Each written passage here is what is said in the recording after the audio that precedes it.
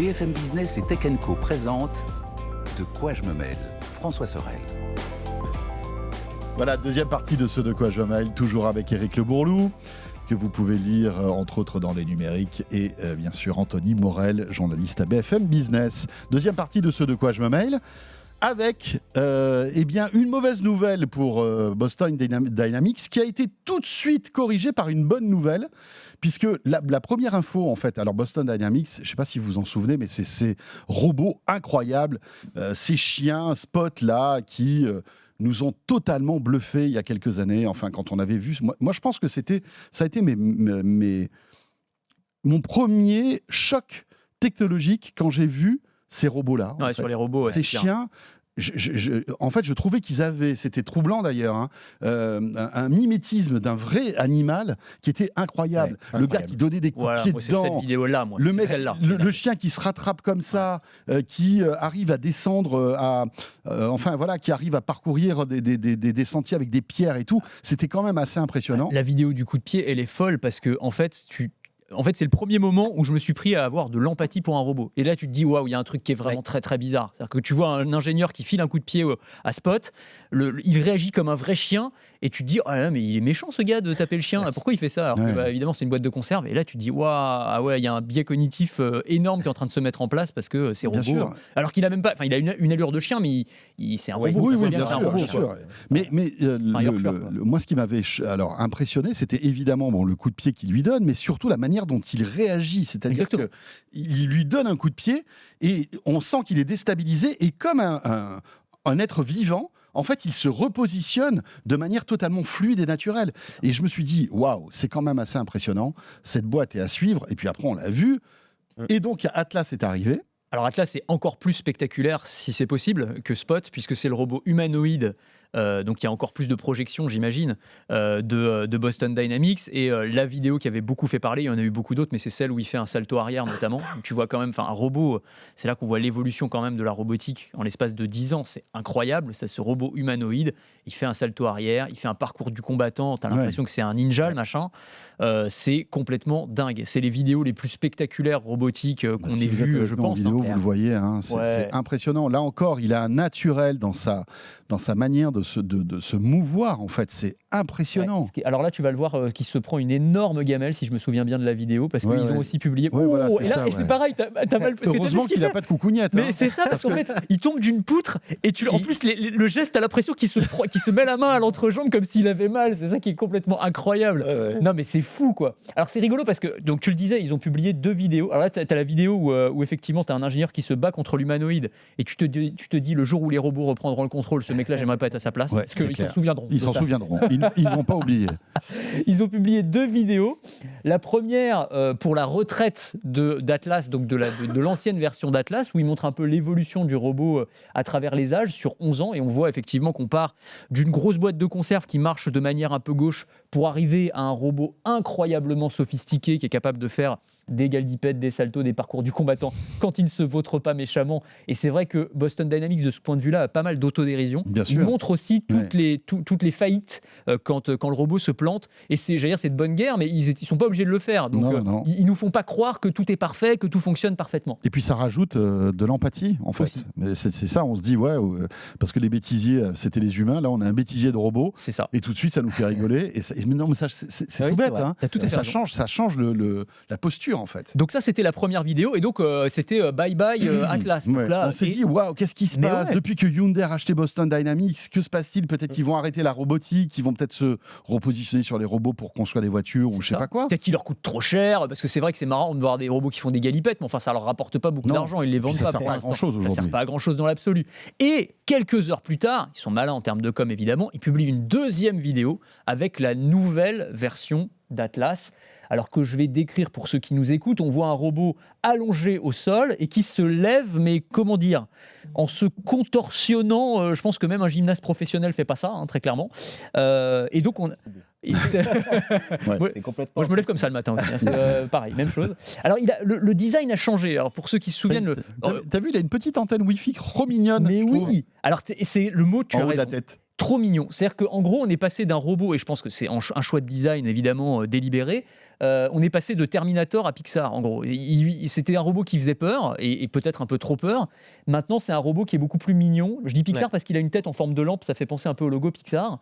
Il est plus léger, beaucoup plus épuré aussi dans son design. Enfin, il est beaucoup moins menaçant, en fait, par rapport à la première version. Ouais, et puis il y a aussi un truc, c'est que c'est un robot au moteur, on va dire, électrique et non hydraulique, qui était. Donc, vous n'avez pas ces énormes câbles qui parcouraient tout le premier Atlas. Là, c'est beaucoup plus, forcément, il est beaucoup plus fin. Beaucoup plus fin. Mais je trouve qu'il est beaucoup plus mécanique dans sa démarche. Je ne sais pas si vous avez vu, parce que j'ai un peu observé, je trouvais qu'avec l'hydraulique, alors c'est peut-être dû à cette technologie, on arrive à reproduire en fait des gestes qui ressemblent à un être vivant, alors que l'électrique, c'est beaucoup plus mécanique en fait. Mais alors, c'est le début, c'est le premier. C'est ça. Ils vont peut-être corriger ça. Parce que ce qu'ils expliquent quand même, c'est que celui-ci, par rapport à la version précédente, il a plus de degrés de liberté de mouvement. Donc normalement, il devrait être à terme en tout cas plus souple et plus fluide, on verra.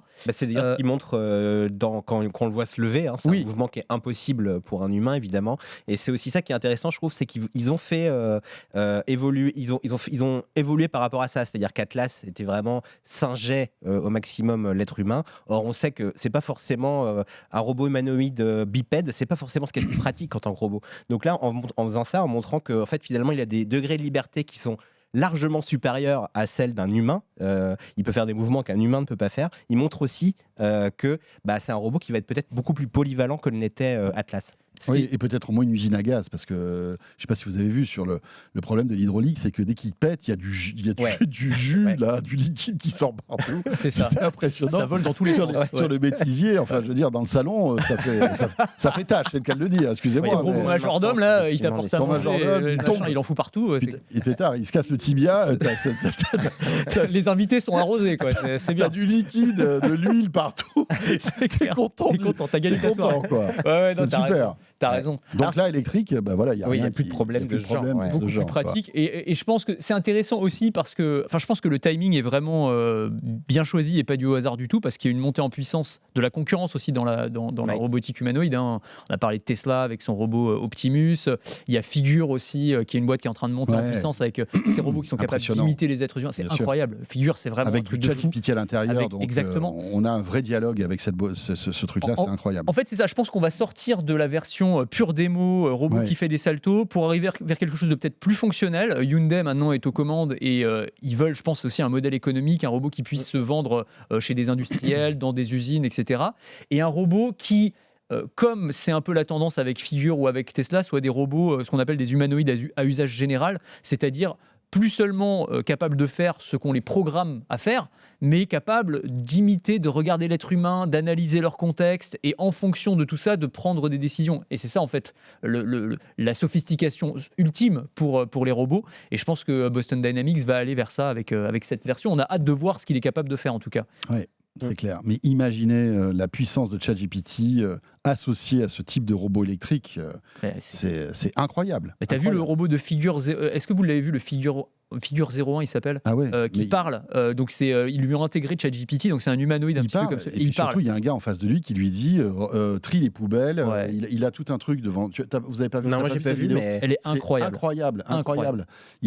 En fait, il a une table. Le robot est devant une table avec des boules de papier et une poubelle. Et le gars qui est en face, qui est un humain, qui lui dit qu'est-ce que tu analyses sur cette table? Et le robot regarde, il dit voilà, il y a des boulettes de papier, il y a une poubelle. Je vais ranger sans qu'il lui dise quoi que ce soit. Il prend les boulettes de papier et il les met dans la poubelle. Et avec une voix hyper douce quand il lui répond. Moi, c'est ça qui me frappe aussi. C'est dingue. C'est incroyable. Il y a un autre exemple dont je me souviens plus. Il y a un autre truc dans cette vidéo qui est impressionnant. Il y a un humain avec il y a un égouttoir, une pomme. Ah oui, c'est ça.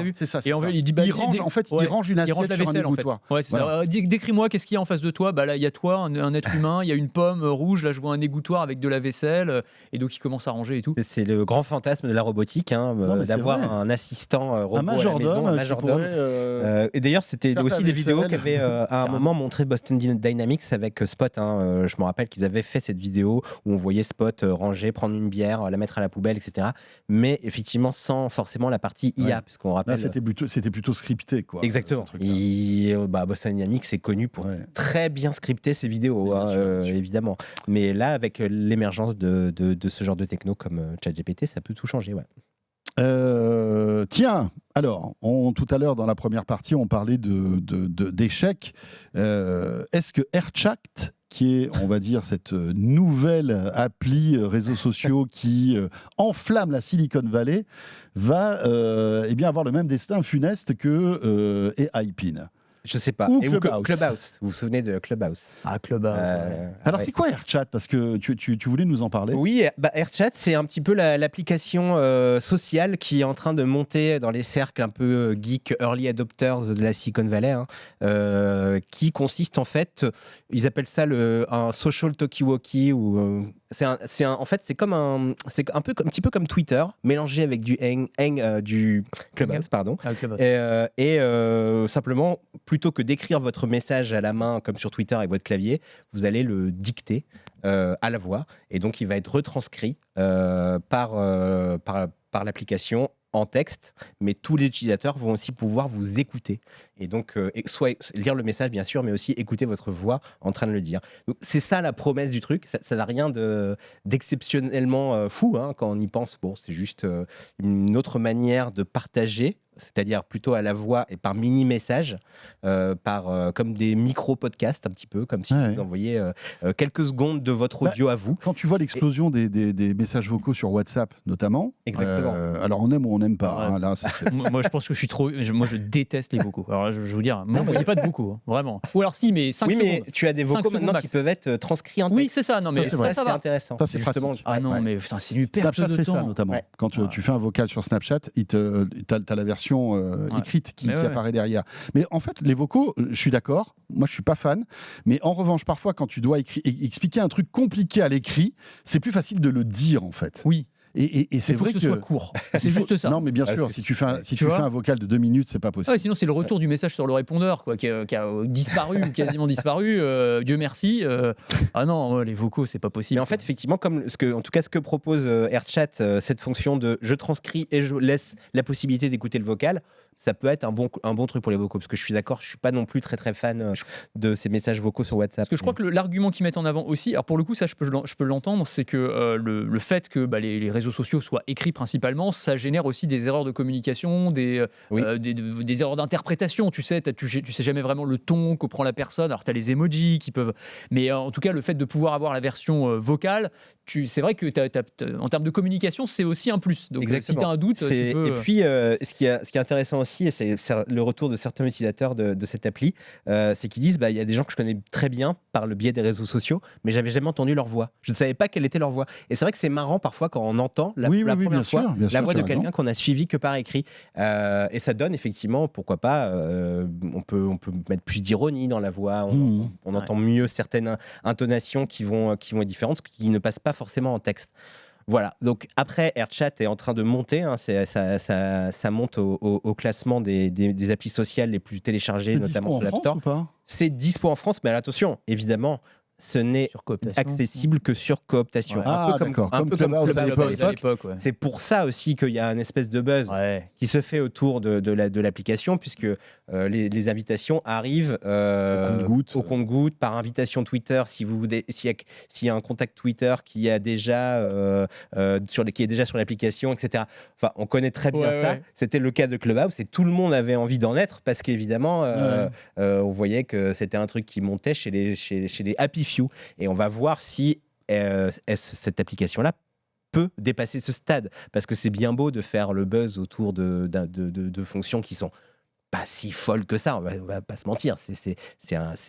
Il n'y a pas d'innovation. Oui, c'est une fonction. Incroyable. En fait, Twitter demain pourrait intégrer cette fonction. C'est tout le problème, c'est ce qui va se passer. Enfin, franchement, c'est tout le problème de ces.